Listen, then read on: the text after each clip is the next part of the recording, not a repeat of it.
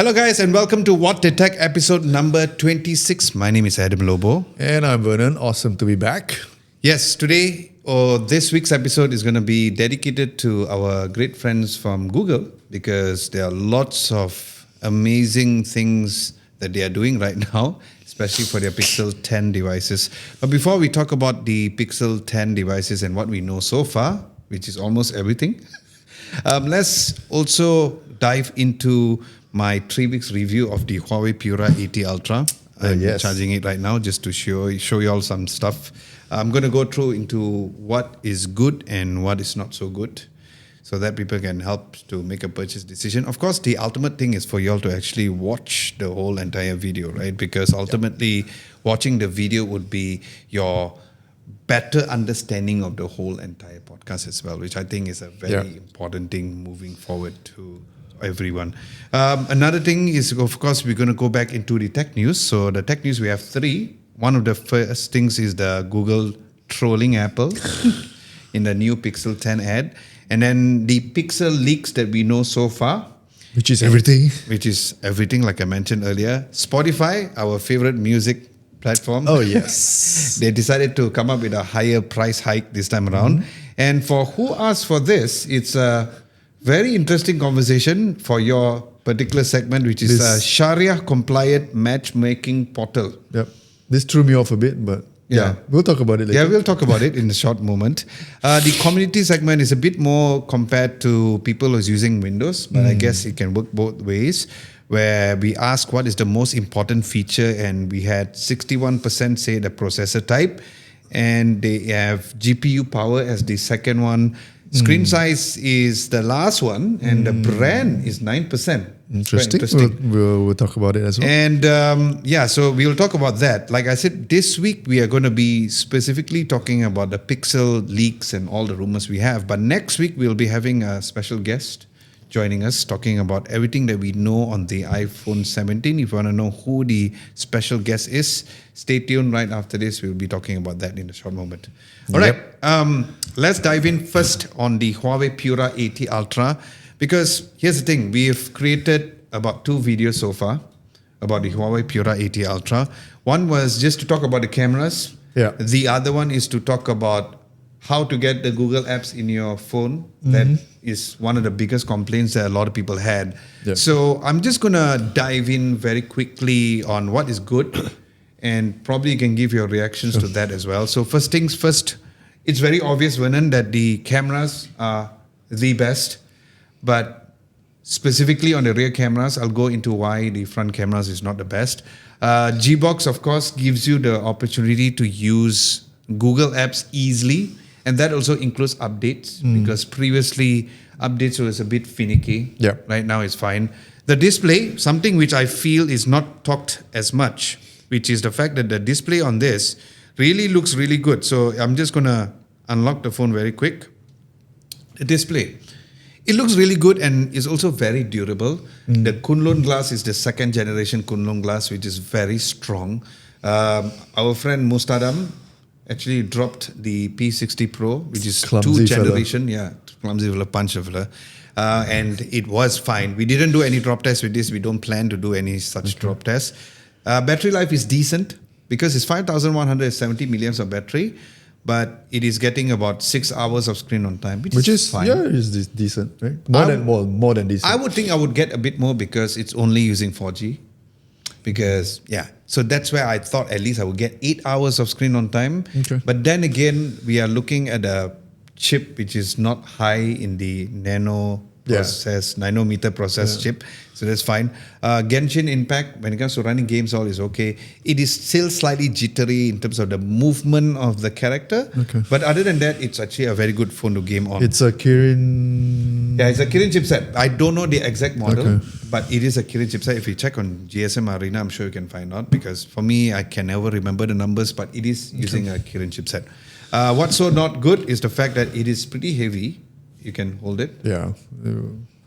233.5 grams. In our previous episode, we kind of... Yeah. It could be I think the camera module is actually quite heavy. It also could be because of the glass, right? Because there's very high quality durability Yeah, quite glass for the substantial front and in also at the terms back. of weight. So for those of you who feels like you cannot use a heavy phone, this could be a deal breaker for you all. And as much as I said in my review, I did not care about the rear camera bump because I only look at the screen.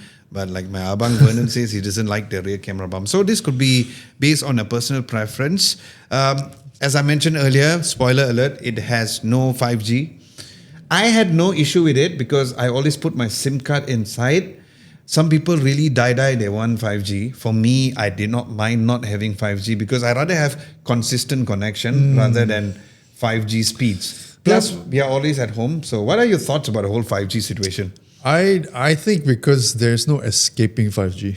Number one, I mean, based on MCMC right now, 5G coverage is at 92% of populated areas. That's quite high already. Very high. Yeah.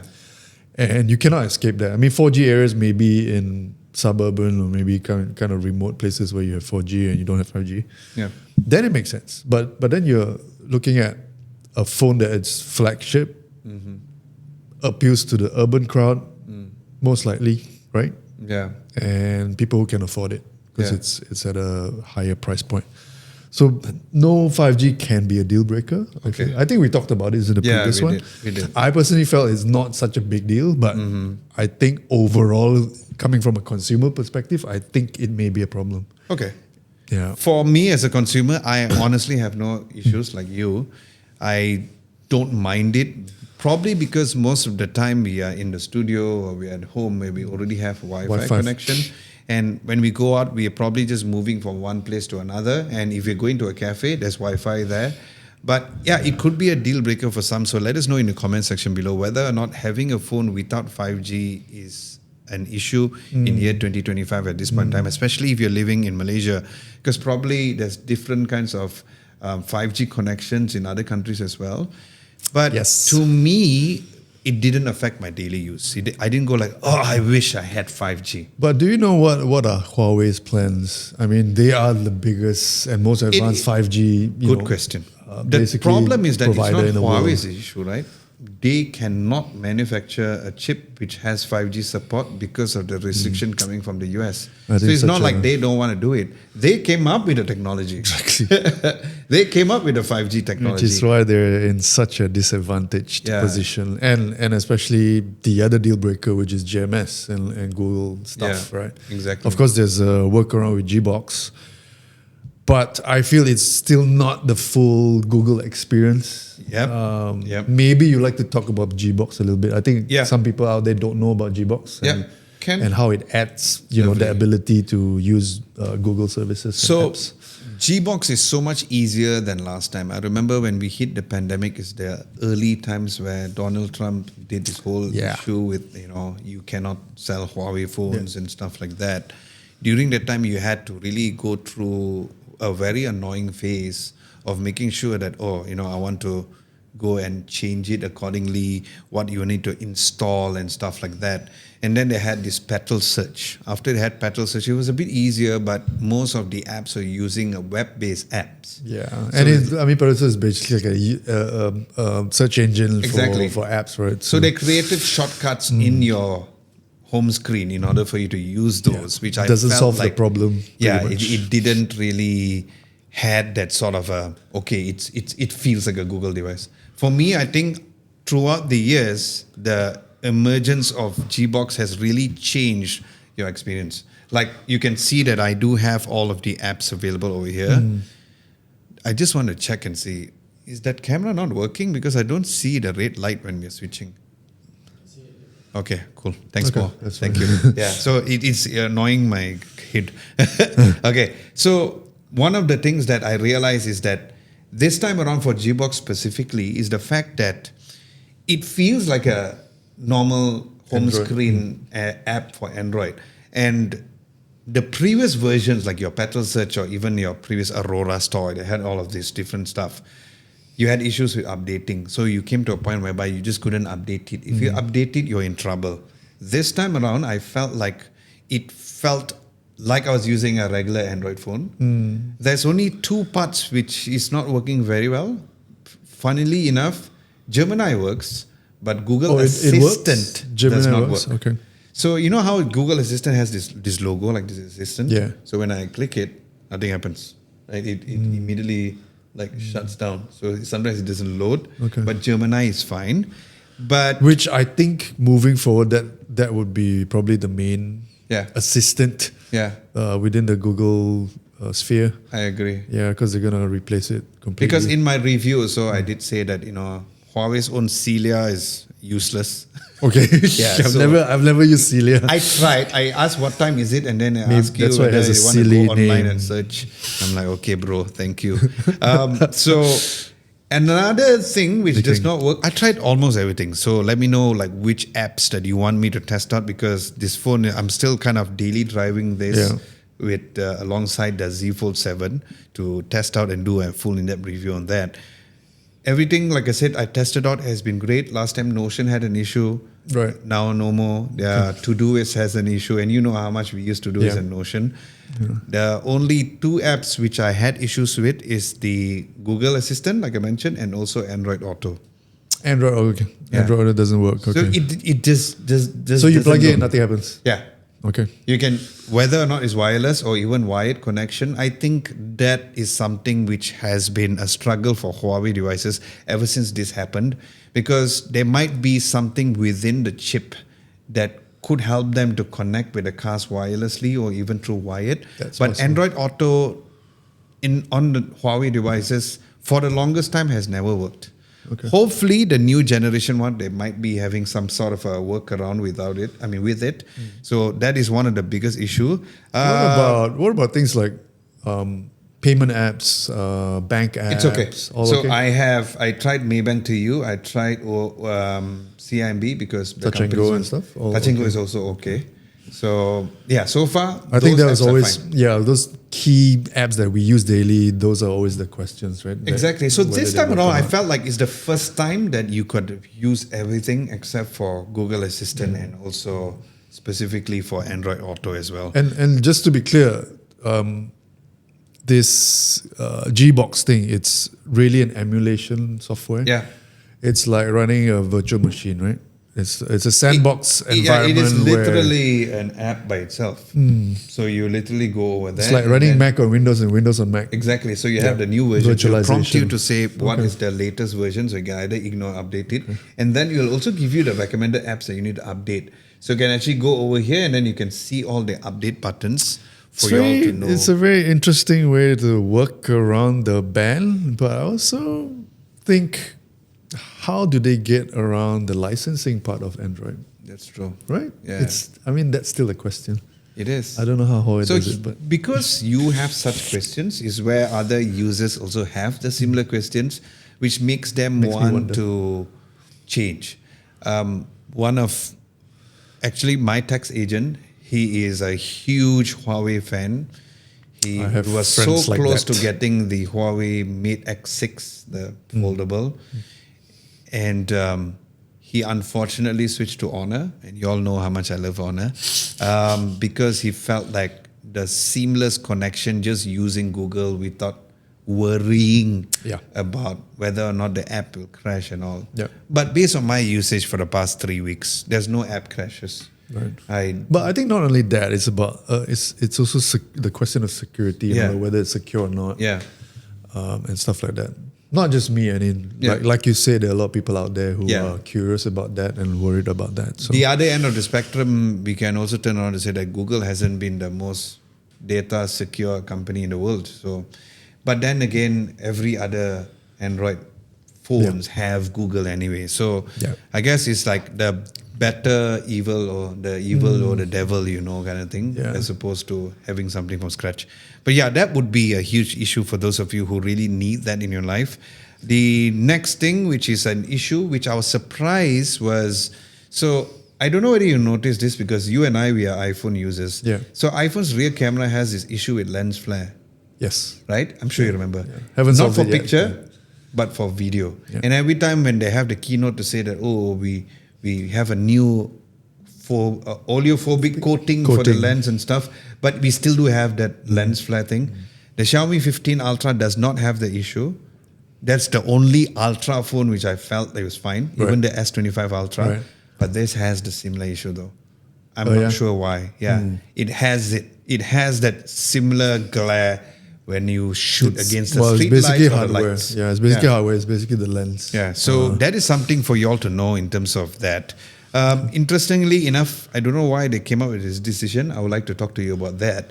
Is the fact that there's no in-display fingerprint sensor because they use the side-mounted one. So what are your thoughts about using this? I know it's faster, but in a day of, or this particular time, 2025, how is that? I think it's a matter of choice. Some manufacturers do it, some don't. Like even Sony for the longest time had this side fingerprint sensor, right? With the integrated with the power button. I think it's a matter of choice. For you, you're an iPhone user, so you don't use a fingerprint Face sensor. ID. You use Face ID. So, but if you're an Android user, would you prefer to have in-display or the side-mounted ones? Wow, that's a tough question. I think the most important is which is faster and which is more dependable. I think some implementations are faster than others. Yeah. It doesn't really matter if it's a side button or an in-display. Yeah, true. As long as it's accurate and it's fast. Yeah. Correct. Okay. Yeah, because not all display or in-display fingerprint sensors are created equal. Correct. I mean, at one point, Samsung's one was so slow. Yes. Remember in the early days? The ultrasonic ones are the fastest compared to the optical ones. Other than that, there were some heating issues. Not while playing game, but taking photos and videos during very bright daylight. I guess that's a chip problem. Because it's older generation. It's an older generation. So I think that would be one of the biggest issue. Bloatware. I think, is that a surprise? I don't think it's a surprise. I think Huawei is right now the king of bloatwares. I think they have already beaten Xiaomi, or let's just say Xiaomi has cleaned up a bit more stuff. There's a lot. Like I can tell you right now, there's weird apps which I never heard in my life. But you know why they do that, right? It's money. Yes, correct. Yeah, so there's trip.com, there's you a lot. Just pay to be there. MSN is the most annoying one. MSN MSN for news will give you news. So you get the notification. So even though I tried to uninstall it, then there's local send. I think there's a Huawei thing. There's my Huawei. There's Petal Clip. I think it's their own version of editing. Because it's clip, right? So it looks like an editing software. So there's a lot of bloatware. So if you are buying a Huawei phone at this point in time, if you hate bloatware, that's it. Final thing, I want to know whether it's a deal breaker for you. For me, because I do appreciate high quality videos, but at the same time, I have a TV for that. Netflix maximum resolution is SD. And YouTube is limited to 1080p, no 4K streaming. This is because of Widevine, and I think it only runs Widevine L3, which is the lower spec. The lower spec of it, where in actual fact only supports 480p, but I don't know how they do SD and also 1080p. Right, I'm quite surprised with that. But yeah, I think it has to do also with the chip, because the chip doesn't have a secure environment for verification for Widevine. Do you think that is a deal breaker for a lot of people? Yes, it is, because it's a flagship device, number one, and it's got a good display. And then if you're not going to make full use of display, it's a bit of a shame. Even if you say 2K, I would kind of accept it. 4K on a device, rare, I think. You don't really consume 4K on a mobile device. So I think 1080p is kind of like middle ground, which is good enough. Speaking of displays, it's interesting that how the only brand that we know of commercially, the only brand which came out with a 4K resolution display on a phone is Sony, right? Why do you think that was something that no other smartphone people did it? Is it battery, or they just realized that a lot of people don't care? It is battery, and because of the size of the phone, 4K resolution isn't the most practical, and the benefits are not as big as you would, let's say, a bigger device. Like 4K on a laptop is different from a mobile phone, because you don't really see that difference. Then why did Sony did it then?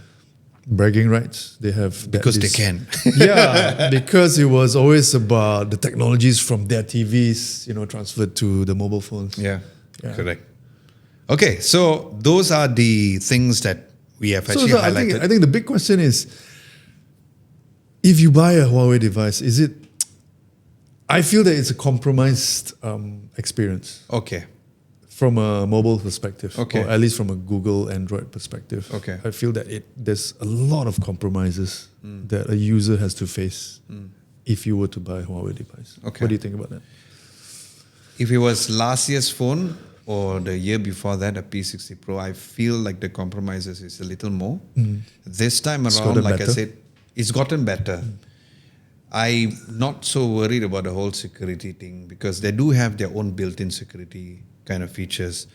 I'm not worried about that. I just wish that they fix more things that could be fixed, like for example, the heating issues. That could be fixed with software update, hopefully. The idea of not having 5G, again, my personal preference, I'm totally okay with that. I think compared to the Pura 70 or the P60 Pro, I feel like the Pura 80 Ultra is their best for the last few because of the experience that you can get within the phone. And the cameras have been really upgraded. And just when you think that they are not going to be upgrading the cameras, that has always been the main thing. The Mate series is not so much, but their Pura or the P series has always been based on the cameras. It was always about photography. And the quality of the photography is really improved so much.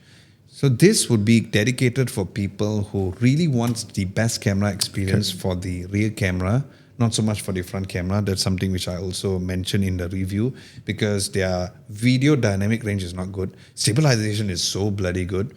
So because the camera features are so good, this is definitely a little more on people who just want to take lots of photos, nothing else. Okay. The software experience, having Google Keep, even last time Google Keep was buggy, it's not. All the apps which I frequently use, everything is fine. So I feel compared to the previous two generations, yes, it is the best time to have a Pura 80 Ultra.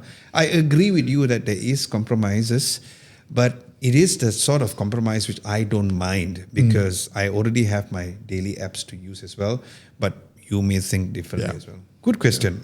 So we did do our in-depth review of that. So if you haven't checked it out, be sure to check it out.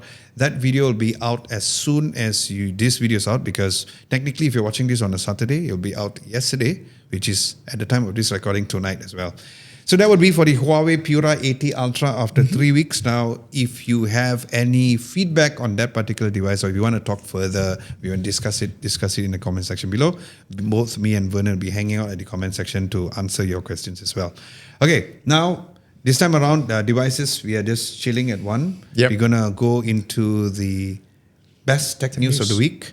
It goes down to a little more towards what Google's been doing. So let's start off with your reaction. Yes, Google's been quite busy, right? So let's start off with your reaction about how do you think that Google is trolling Apple in the new Pixel 10 ad? Oh, I mean, it's very obvious that Google is, I think it's just a friendly pot shot at Apple. And not really Google's fault because it's Apple's own fault for not delivering. And I mean that ad, I really like the ad because I thought the script was really clever. Okay. What did it say? Let me just read the script. I think it's really nice. It says, the narrator is saying, if you buy a new phone because of a feature that's coming soon, but it's been coming soon for a full year, you could change your definition of soon, or you could change your phone. That's so clever. That's so good. Okay, so I with that you can sell more pixels. I agree with you and saying that is clever. So does this echo my argument on how Honor is being trolling, like how Honor trolls Samsung and the difference between Google trolling Apple? So if you're the judge of the troll judge, who would you say was smarter / clever, or who would you say, okay, your way of doing things is fine? Right. Obviously here, I'm very biased. I think Google did a more intellectual, a bit of a clever... Why would you say you're biased? I'm biased because I'm trying to be to be fair here, not judge. Yeah, so I think so you're much being fair but Google, not biased. Yeah. You can take pot shots at someone by being very slapstick, as with how Good Honor point. or Samsung would have done it to Apple. But Google's a little bit more elegant and a little bit more intellectual. Elegant is a word. Yeah. So because the last time when I was talking about the Honor device, And without being so blatant, you don't have to really show an iPhone or show an Apple logo or whatever. I totally Don't have to agree do with you. that. Because what happened is that when we did a podcast saying about why I don't review Honor devices, someone commented over there, I forgot who is that, but I appreciate comment. We really appreciate, we are fine with your thoughts. So you were saying that why don't I say the same when Apple and Samsung, Samsung makes fun of Apple and vice versa kind of thing. Yeah. So this is the exact answer because it's totally different, right? Because the way how they would do it is very smart, is clever, and it is a very marketing thing. And it's not like you're just using the device and just put it there and just doing a comparison. Yeah. And at the same time, not owning to your mistake. Because like we all know what happened with the whole big thing and stuff. I mean, Apple owned up with Siri, right? Yeah. For the first, it's very rare, and Apple did it for the first time. Just admitting that Siri is just not there at the moment, and it's not at the quality that they want delivered to customers, and hence the delay, which is rare. But besides software, because that seems to be like their main thing that they can, really talk about. Like, oh, look, we have all this thing. Because Gemini is really amazing, okay? I still feel like Gemini and Galaxy AI is really hand in hand in terms of what they do it. And that's why if you buy a Samsung phone, you have the best of both worlds when it comes to AI. Yes, I'm looking forward to doing that Galaxy AI versus, Apple intelligence video. Yep. If you're planning to do that, because internally when we tried out Galaxy AI, was amazing, and we were just blown away by some of the advances and the stuff that it can do. Really, honestly impressed. But in terms of hardware, I don't expect Google to surprise us in any way. Yeah, it's iterative. Even the design is iterative. Yeah. If we're talking about our next story, it's a good segue there. Correct. But based on the ad alone, it really is about AI and how Google is upping the game and how it has the entire kind of like ecosystem. Yeah, because it seems like they've already kind of settled down on the whole entire looks of it. So that brings us to, like you said, a segue to the next news on the leaks. So we're going to dedicate this particular segment specifically to talk about what we know so far. But before anything, do you think that Google is intentionally doing these leaks? Like the major ones were the fact that the photos of the commercial being shot was leaked. So like people zoom in and saw the entire, even the storyboard. They even saw the storyboard on the leaked. Of course they are. And it's been happening for years, and it's nothing new. So, planned leaks. Do you think? Again, I like to put you into the position. If you are the marketing boss for leaks, are good, dude. Okay, leaks are good. So, would you plan similar like that? So, like, okay, just say. Would I plan? Plan leaks. Be clever about it. Okay. Get spotted in public using the phone. It used to happen. Not only with Apple or Google, but with Samsung, with BlackBerry, even those days. Yeah, the BlackBerry days. Yeah. It's just clever. Okay. I thought the fold was clever. Remember that shot of someone in the was it a cab or something using the G was it a G? I think it was the Z Fold 7 where it was like super slim. And we were saying, is that really that thin? And it got people talking about it, and now G Fold 7 is like the best selling foldable in the market. Correct. And so it could be it was a high quality photo, and then they just bring down the resolution to make it look like it's ugly and it's leak. Yeah, it could have. Samsung isn't very good at protecting leaks either. So that's true. I think we are at this point in time. It's almost like football, right? I think we are slightly diverting a bit. It's like football. If you follow like Romano and Einstein, Brazil, it's like you already know who's going to get sold. Yeah. And who's going to be changing and all, which also kind of beats the purpose, but at the same time, as fans, we want to know about it. I personally, as a consumer, I feel it's a double-edged sword. Yeah. Sometimes you kill the surprise, and then when it comes to the event, everything's already out. Like, there's no one more thing. Yeah. Like, Exactly. Steve Which we'll talk about it next week. Steve Jobs used to do, right? Because the rumored one more thing is interesting. So we will talk about that next week. I think Apple is a little bit better at keeping secrets. Yes. Because they're so strict about it. So I remember like there was this huge leak about how the Apple Watch Series 10 was going to be a major change. Major and facelift. almost everybody, people like Mark Gurman and all were saying it's going to be totally changed. And then at the 11th hour, he goes like, oh, it's not going to change. I think it's speculative because it's a 10th generation. Exactly. They are expecting something huge like the iPhone 10. Yeah. But it didn't happen, obviously. Yeah. So I guess you're right. Apple is the only one which you have that some level of surprise at least. Yeah, because it's about a story. Yeah. And you don't want to reveal all your cards. Yeah, correct. At the same time. And Apple's really good at that. Bit of marketing strategy. So going into the hardware things, first and foremost, the leaked photos, we talked about that. First things first, the new Google Tensor G5 chip. They're going away from Samsung, going to TSMC. It's going to be built on a 3 nanometer chipset. So this is new, meaning like we've never seen something like this, especially with Google's way of optimizing things within a software perspective.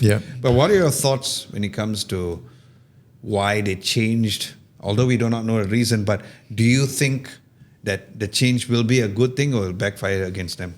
I don't think it's a backfire. It's just fabrication. The design is still a Samsung chip, I believe.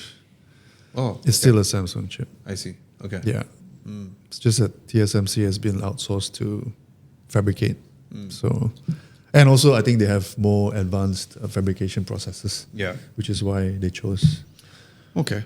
No biggie. I mean, again, the chip isn't the most, and you know that it's based on an Exynos. Yeah, right. Somewhat. And you're not gonna get super raw power with it. It's about the NPU. It's all about AI. It's about efficiency. Yeah. Not about raw speeds. It's not gonna. It's not gonna match a Snapdragon. Yeah. So this and Google is not gonna talk about that performance bit anyway. Exactly. So. Because it is true. Because there were some leaked benchmarks, and you all know I don't really like benchmarks. So when it comes to the benchmarks, it is apparently good, but not as good as the Elite. But for sure. While on paper there might be a difference, but again, it could be a similar case like the Snapdragon 8S Gen 4 because on paper it doesn't seem like, it seems like a huge difference with the Elite, but when you kind of use it from a day-to-day perspective, you'll be like, I can't tell the difference. Yeah. And Google software optimization has always been great, so yeah. The design looks about 99% the same, but based on how I've been looking through for the past several days, the only thing I realized was moved is their SIM card tray. Other than that, it's the same. But here's the thing, I like the design. I wanted to bring the phone here to show, but it's okay. We'll just get the Pixel 10 and then it's grown on me. I mean, it's a very pixely design. I prefer the previous generations. The 6, the 7 was nicer, I feel. Oh, really? Yeah. I prefer this 9 because of the fact that it's like an island. I like the visor. There you go. Correct. I like the visor. I like the visor as well. Yeah. But the moment when this one came out, I like how it's like an island. So it kind of it sits. You know my whole issue with wobbly stuff. So it was actually quite nice. And also the camera bumps now, it makes the phone a little bit thicker. Yeah. Because now there are 3 cameras. Exactly. So, which is, I think, it's a good selling proposition if you were to, let's say, compare it to an iPhone. So give us the lowdown on the new camera and what is the compromise, because there's also compromise though. Oh, really? I didn't read about that. Okay. Maybe you can tell me. Okay, Ken. I will. You talk about the camera. As long as it's not a macro, and as long as it's not like some kind of 3D LiDAR camera. Okay. And claiming it as a third camera. Okay, so I'll give the very quick lowdown. Yeah. So Pixel 10 has upgrade, which is the fact that it's going to have a telephoto lens. Previously, it was just 2 lenses for the baseline ones, which is the ultra wide and the main lens. So this time it's going to be 3 lenses. Okay, so there will be a telephoto, main lens, and an ultra wide. So the compromise is the fact that instead of using a 48 megapixel sensor, which is a Samsung sensor. On the Pros is using a 12 megapixel. That's the only one. Which is fine because Google software optimization has always been number one, right? And not only that, when you talk about 48 megapixels or 200 megapixels, they're going to be, downsized into a 12 megapixel. Because when we did our YouTube community post about which camera, a lot of people like telephoto lenses. So this could make the baseline be the phone to buy for people who wants a dedicated telephoto lens. So optical zoom wise is totally fine. I mean, we've had this conversation about what lens you prefer, and I think telephoto is probably the most useful. Yeah.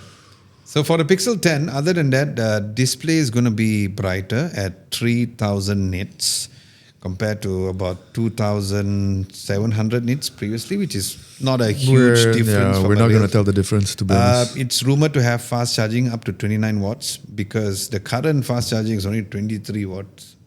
Wired charging. Like an iPhone. Yeah. And the battery is said to rumored to be bigger at 4700 milliamps compared to 4970. The reason being because they might be including a vapor chamber inside the Google Pixel 10 compared to the Pro. So the Pros have a vapor chamber. The baseline did not have, so maybe that's the reason why they did not increase it so much. The Pixel 10 Pro, the display sizes are going to be same, 6.3 and 6.8 inches.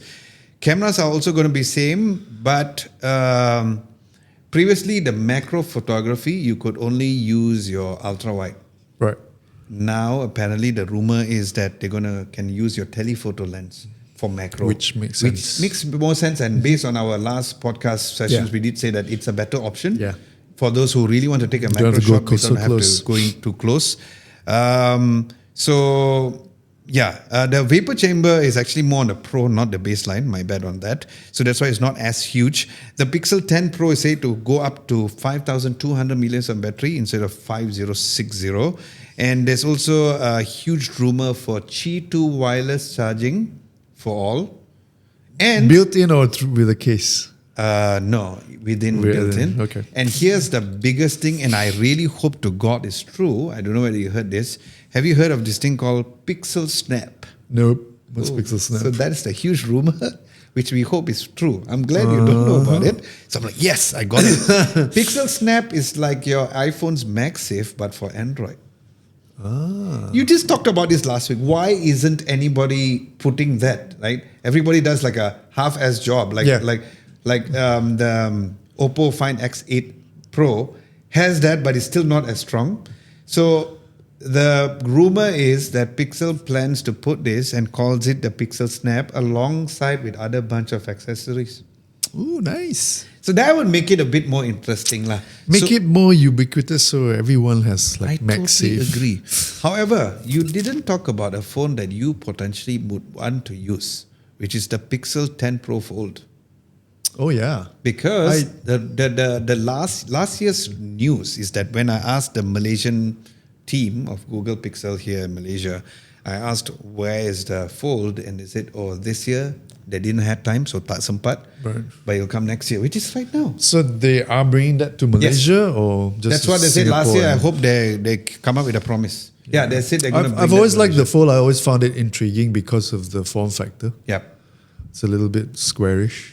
And I mean, compared to all the foldables out there, Pixel is always unique because it's rarer and there are less people using it. So it's more exclusive. And also I like the design of the cameras. It's a bit different. Yeah. So what we have heard and what we have gathered is that, you know how the bezels are very huge. So hopefully it'll go down more because the bezels are really huge, right? It doesn't look like a current phone. There's no excuse when Samsung makes the best. Exactly. Right? And also when you fold it, if you see pictures, the display kind of eats in a bit more. So you have like more hardware. So the curve, so like instead of you, like for example, instead of you having the screen to the edge, the screen is a bit like at the side here. Okay. So we don't have it over here. For those of you who actually hold the Pixel Fold, or the Pixel 10 Pro Fold, then you can actually see that. The cameras are also rumored to go up to 5050 milliamps of battery, not silicon carbon, apparently. So this would potentially be the highest lithium ion battery which goes that high. And this one is quite interesting. I don't know whether they're going to do it. The huge rumor is that they might be the very first foldable phone which has IP68 rating. Ooh. Yeah. So, like everybody else has the IPX rating. Like for water is fine, but when it comes to dust, not really. Because of the hinge, and it's quite tricky. So, quite interesting to know if this particular rumor is correct. The cameras are rumored to be exactly the same as last year, so that is fine because the pros are the same. Now, before we close this particular segment, if the Pixel 10 Pro Fold comes to Malaysia, the reason why I keep on looking is because I want to make sure that because the naming scheme is a bit interesting. It's not a Pixel Pro 10 Fold or Fold Just 10. It's Pixel 10 Pro Fold. Yeah, Pixel 10 Pro. Why do they put Pro in the name? They could just call it Pixel 10 Fold, right? Yeah. So that's why I keep on looking at the notes here. Anyway, if it's really rumored and it's confirmed coming to Malaysia, if money wasn't an object, or I mean, of course, money wasn't for object, anybody would get it. But as a smartphone fan, besides using your iPhone, would you get the 10 Pro Fold? Yes. Compared to the Z Fold 7? I knew you were going to ask. Yes, of course I'm going to ask. It's a matter of preference, and I think I've already mentioned that it's about exclusivity, and based on that alone, it will be the Pixel Fold. Okay. But in general, I think the Z Fold 7 is an easy buy. Okay. If money was no object. Okay. It's so it's a bit more unique. Let's just put it that way, right? Yeah, Z Fold. And also the form factor is still a bit more squarish, as opposed to like your. Yeah, especially when you're using it on a single cover display. Okay, that's interesting. There's a space for Pixel devices. I agree. Okay, for the third news would be Spotify's price increase. TLDR. Doesn't matter to me. Doesn't matter to me too, but we need to tell you all. The individual pricing is raised to 17 ringgit 50 cents from 15 ringgit 90 cents. So it's a 1 ringgit 60 cents increase. Student plan is 9 ringgit 50 cents. So it's a 1 ringgit increase. The duo plan is increased up to 3 ringgit. So from 21.50 is 24.50, and the family plan has also increased 3 ringgit. So it's 27 ringgit 90 cents. Apple Music, which is our choice, and we'll tell you why in case you miss our previous podcast. But let's talk about the price. Individual plan is 16.90 compared to 17.90. Okay, so that is fine when it comes to that. So you already have something which is already more affordable. 16 ringgit 90 cents, 17 ringgit 50 cents for Spotify. Student plan on Apple Music is 8 ringgit 90 cents compared to 9.50. So there's an increase there. And the family plan is 25 ringgit 90 cents compared to 27 ringgit 90 cents on Spotify. So previously, when people argue with me and say why they use Spotify, they say the price difference is not so much. Now the price difference is so much. Yeah. And I think initially it wasn't always about the price per se. I think it was about the library of music. Yeah. And Spotify at that time had, the biggest library, right? Compared to Apple Music, which was a newer player. Yeah. But I would argue now that that's no longer the case. There's a lot of even exclusive music that's available in Apple Music. Number 2, quality is better in Apple Music. 100 times better. There's no, which is why I switch. It wasn't about price. It's about quality. Yes. And ultimately, Apple Music just delivers better quality audio. So that's why we switched, right? The only thing that I feel that Spotify has over Apple Music specifically is their discoverability.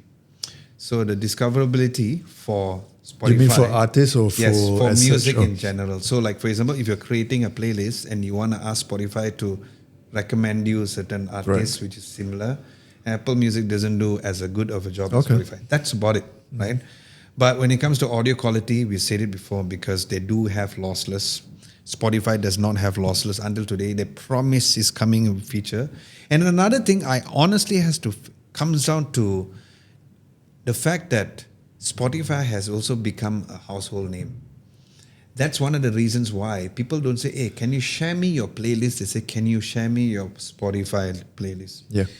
Even like during my wedding, I remember like the venue guys, oh, can you share it on Spotify? And I'll give him a look. I'm like, no Spotify. But I mean, that's Apple what Music. you get as an advantage for being a first mover, because they're way ahead in terms of, how long they've existed, and Apple Music is considered, a little bit newer.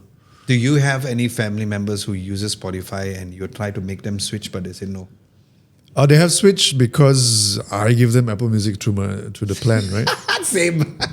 Because Apple One, Pris for the longest time she was using Spotify. Yeah, Apple One is amazing because you pay like a sum, and then you have literally full access to all of Apple services. Yeah. Music, arcade, and all that stuff. Apple TV and all that stuff, right? iCloud storage, exactly, which is 2 terabytes. 2 terabytes.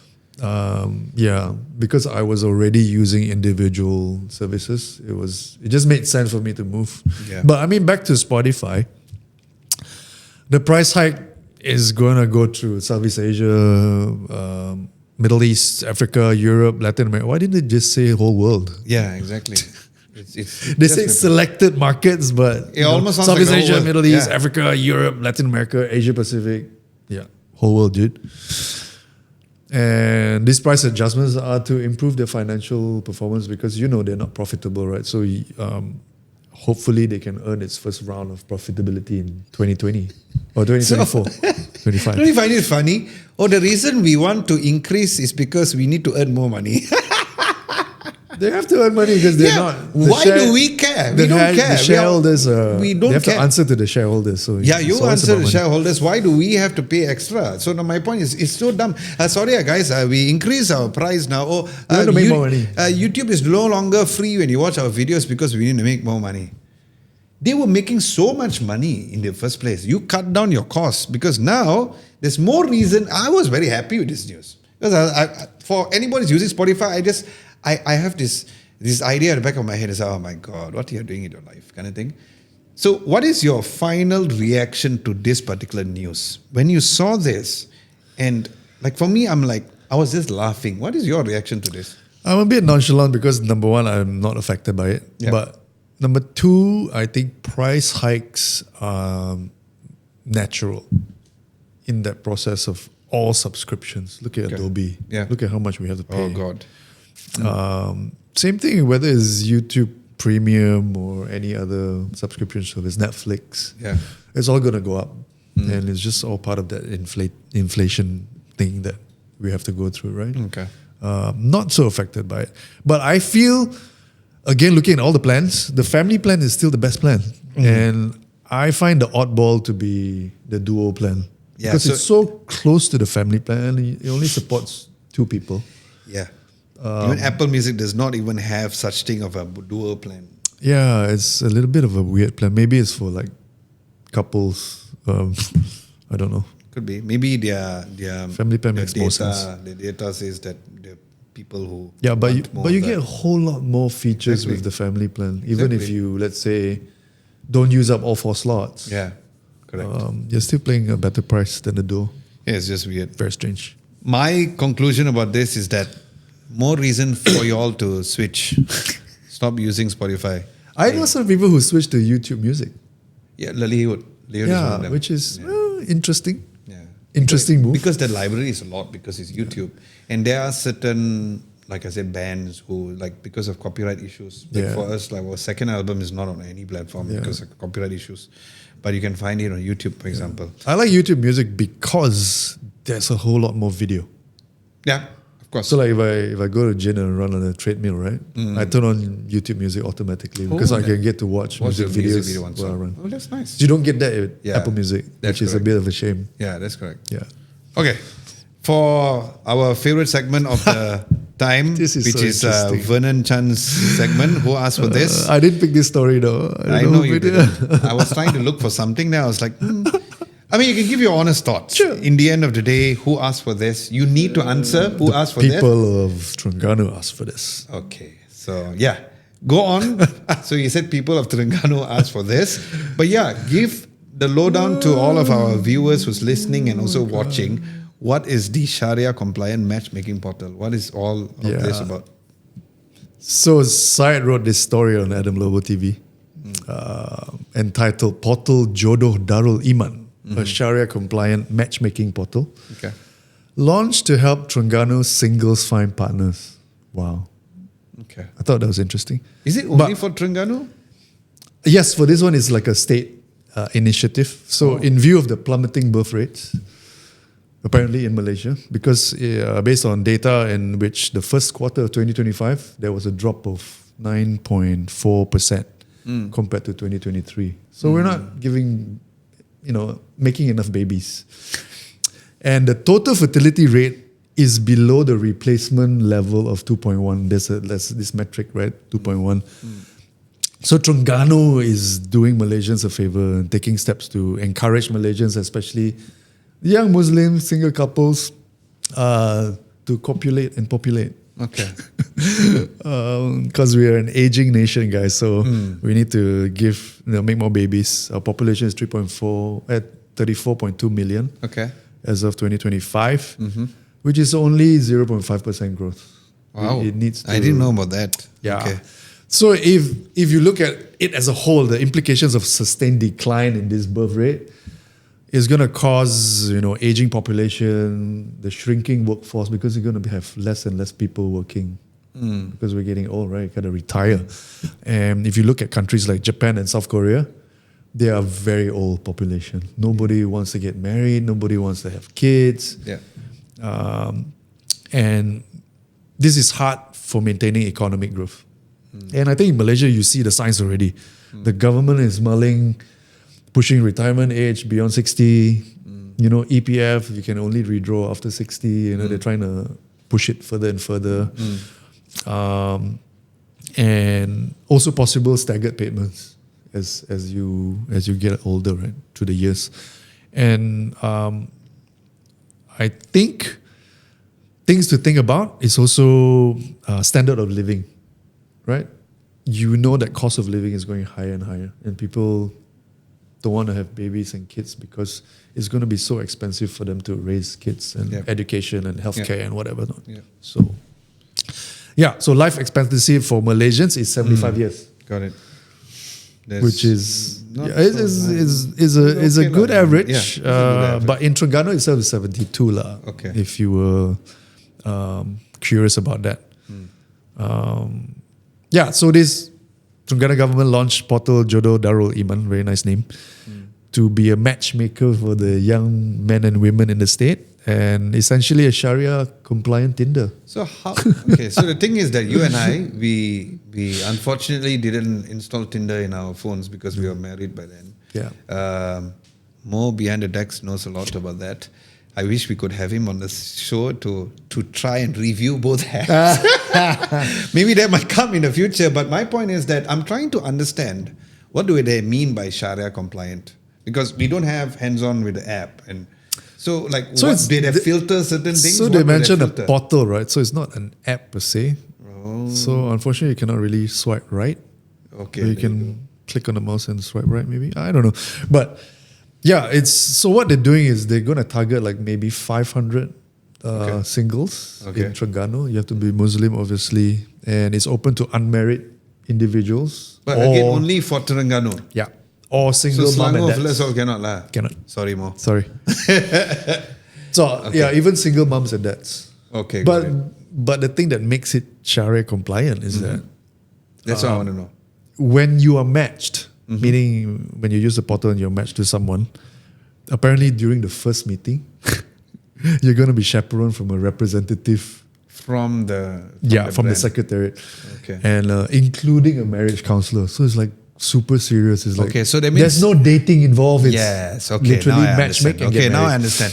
That makes sense because I understand the Sharia law and the Sharia things which is included because when I got married, you can't date, right? Yeah. Can you? You are not supposed to date anyway. I mean, that's a whole different topic of religion, but we're not going to be talking about that. But I was just trying to understand. But I guess it is more like, it's not like a date thing to find out. It's not a matchmaking thing. It's more like, okay, look, you are single or you are looking for a partner. Jodoh lah. It's like, jodoh is like confirm sudah mau kahwin. Yes. Like you want to get married already, right? So you're ready to get married. It's quite interesting. So I think It is a good thing to try, and maybe if this works well to up our Malaysian numbers, then hopefully it'll be available in other states as well. Yeah, I'm very interested to know from you guys out there, the fans, anyone from Terengganu, what are your thoughts on this, and whether you tried if you're single. Yeah, the reason why I'm very quiet about this is because I never tried any similar apps like that. But at the same time, this is very new to us. And I'm just going to try to remain positive to make sure that there are only going to be good things out of this, right? Just for the sake of having a more harmonious situation as opposed to having more backfired situation. I think the idea of having a representative there, at least it will reduce the idea of, it could be issues. Abused as well, right? Exactly. It could be abused. So that's my biggest worry. Because things like Tinder is like a hookup app. It's not really... Exactly. If you're there to make friends, I don't think that's actual focus of the app. So, exactly. That's a good point. At least this is super focused. It's like, I need to find a match to get married and make babies and have a family. Yep. And help the Malaysian economy kind of True. thing. So that is who asked for this. So the answer is? The Terengganu people. Okay. Okay, maybe Malaysians as a whole, but let's start a little bit more macro. Okay. The final thing we're going to talk about is the community segment. Now, the question which was asked by Syed to all of y'all is that what's the most important feature when looking to purchase a laptop? Let us know in the comment section below.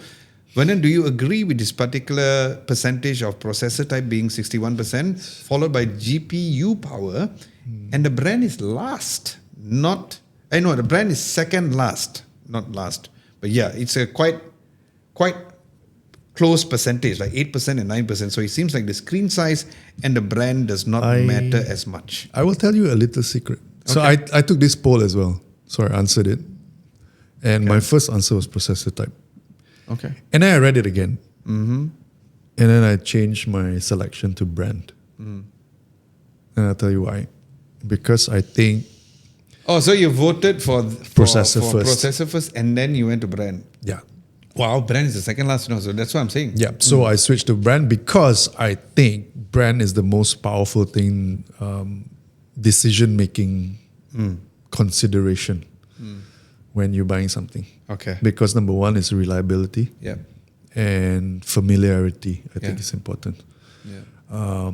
If I were to look for, let's say, a laptop. Yeah. I would say Lenovo will come in mind because let's say something like a ThinkPad. I know that it's going to be very well built. Yeah. It's going to be expensive, but it's going to be very well built. I know durability is not going to be an issue. Reliability is not going to be an issue. Yeah. And then obviously I'll look at things like specs where processor is important. What kind of platform? Maybe I want Intel, maybe I want AMD. Right. Whether I want a Core Ultra, whether I want an Evo, because that depends on my requirements as a user, what kind of use case that I would be using it for, right? On a daily basis. You won't really look at GPU power until you make that decision. What are you using that laptop for? Yeah. If I'm a gamer, obviously I'll look at GPU. Yes, of course. Yeah. And processor. Because Syed did say that is about the most important feature among all. So it makes sense that why you choose the brand. If you decide I want a gaming laptop because I want a gamer, then if you look at brands, you already know the brands that you're not going to look at. Yeah, exactly. I'm going to look at ROG. I'm going to look at MSI. I'm going to look at no more Alienware, right? Say Alienware. Legion, maybe. Yeah. And then make a decision of whether I want an i7, i9, or i5, and whether it's a discrete GPU that I need for my laptop. How serious am I on gaming, right? Screen size, I don't think... it also highly depends on what you want to use it for. Okay. So if it's your voting, brand comes number one. What's the next? Processor. Processor is number two, followed by GPU or screen size? Probably screen size. Okay.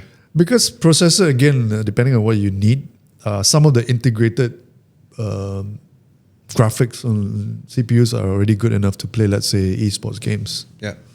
Like 1080p gaming is fine. Yeah. Yeah.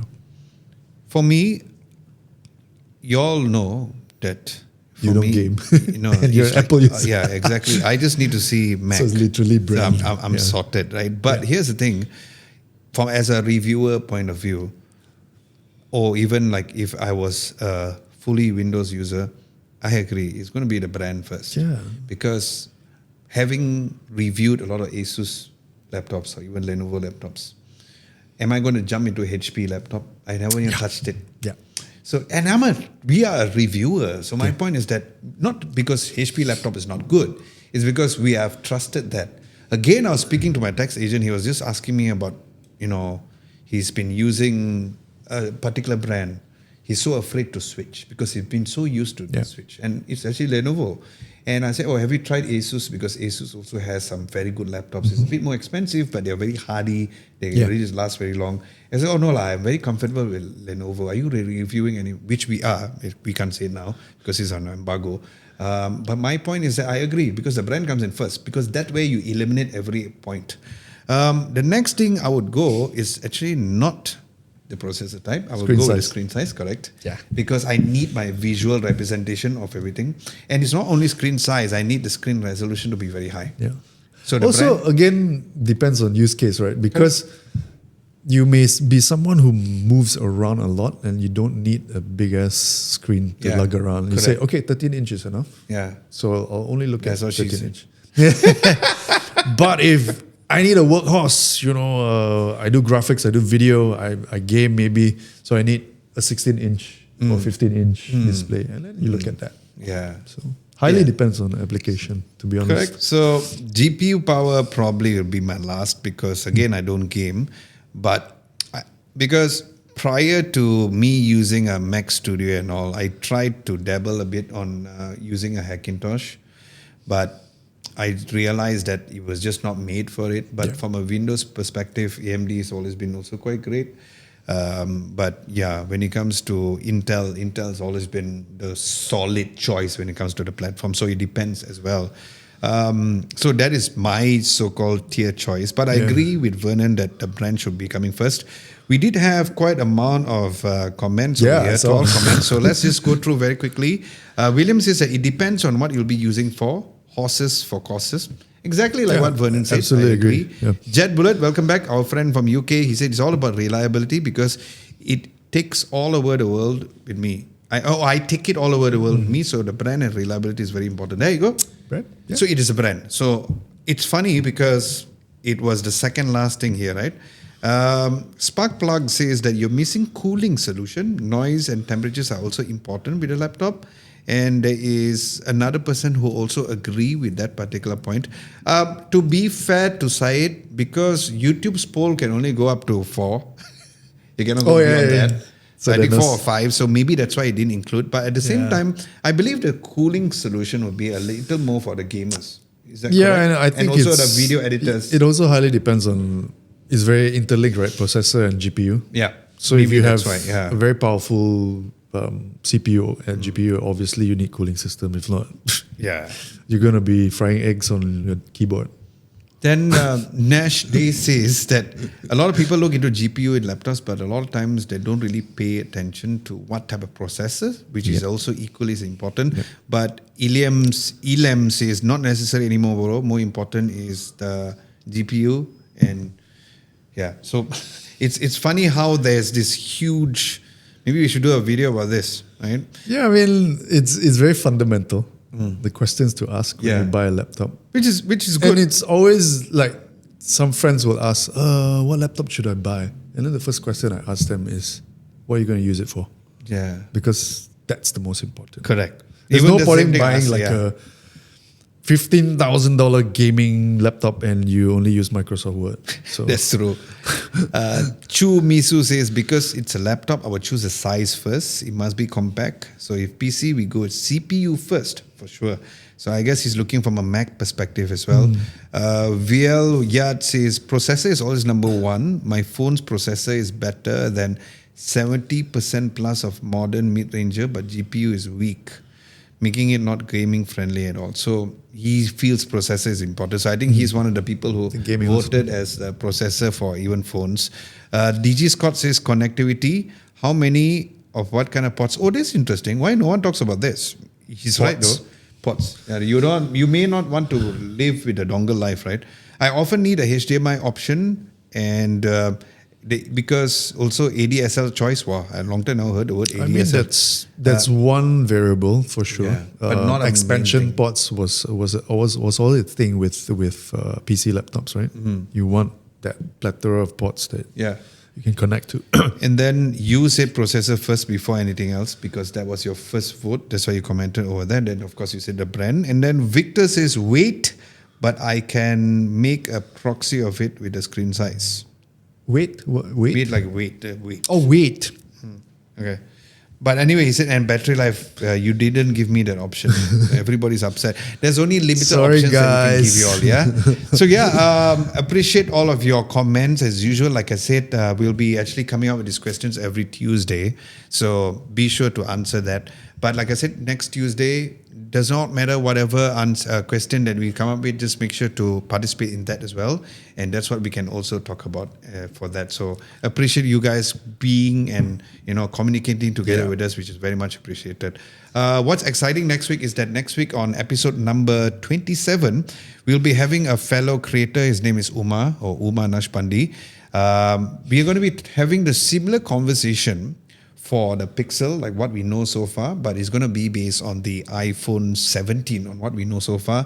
And this also includes the rumored iPhone 17 Air, which is rumored to be the next big thing. So we're going to compile everything, get his thoughts, and it's going to be the first time that What the Tech episode, we're going to have 3 people. So if you like to have one more person or even whoever's working behind the scenes like this time around is more, let us know in the comment section below for us to have more, maybe more the merrier, right? So that is something that we have. Tomorrow, we're going to be releasing our Z Fold 7 in-depth review on how it can replace your laptop or not. So we answered that question because I had like Numa Fusion and all loaded inside there. So that is what we have for tomorrow as well. So make sure to check out those videos out. And of course, the in-depth review of the HUAWEI Pura 80 Ultra as well. So with that, we'd like to conclude this week's episode of What the Tech, episode number 26. My name is Adam Lobo. My name is Vernon. See you in the next one. Bye-bye. Cheers.